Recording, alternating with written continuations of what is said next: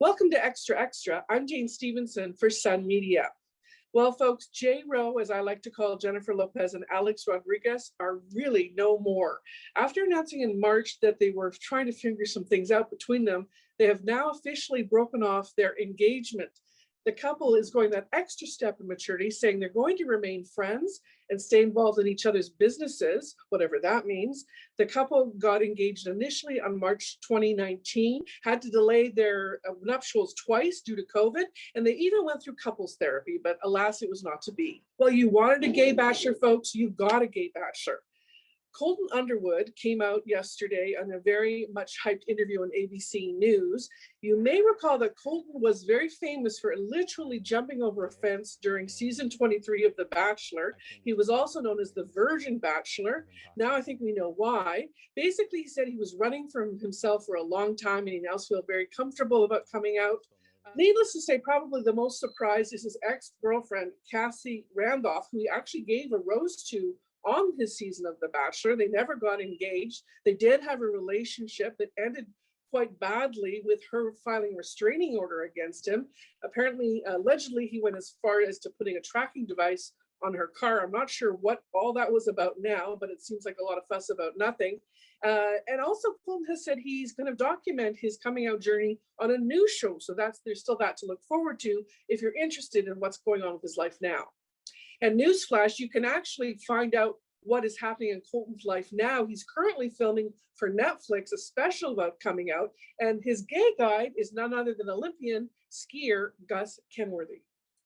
Well, the Oscars aren't until April 25th, but they're already generating debate over the producers' ability to get both presenters and potential winners essential worker status. And this is to enable people from around the world to come to the Oscars this year. They do have to go through quarantine. They do have to be tested, but it's that essential workers designation that may have some people upset. You can imagine how frontline workers like doctors and nurses might feel about this. In the meantime, the producers are arguing they're shooting the Oscars this year like a movie, and they're treating their presenters, they've announced so far people like Brad Pitt and Harrison Ford, as a cast. There is no host, there's a cast. So we'll see how that goes. Frankly, I'm a little burnt out on the Zoom acceptance speeches, so I'm kind of interested in seeing how this goes, but I'm not sure about the essential worker status. It kind of feels like I might have gone too far. Maybe they should have just said, if you want to come to the Oscars, you're going to have to be quarantined and go through the same procedures everybody else has to. Well, one of the most watched events is sure to be this Saturday's funeral of Prince Philip at Windsor Castle in the private chapel there. It's going to be televised. It's going to be a very small ceremony, but the Queen has already had to step in because there's been some debate amongst the royal family about who should wear military uniform.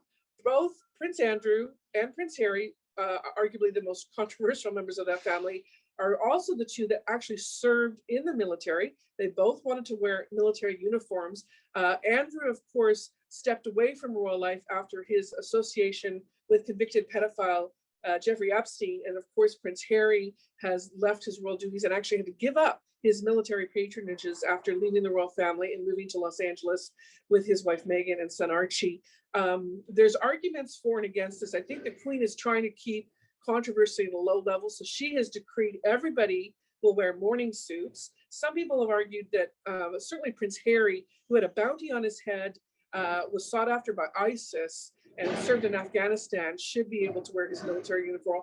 I think there's fewer arguments for Prince Andrew, frankly.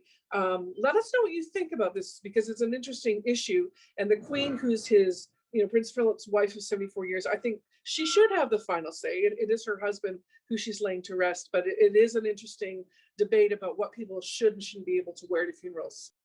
And ending on a happy note, Kobe Bryant's widow, Vanessa Bryant, has shared a very cute picture of her daughters, Bianca and Capri, wearing LA Lakers uniforms. They look very happy and healthy, and we wish them the best.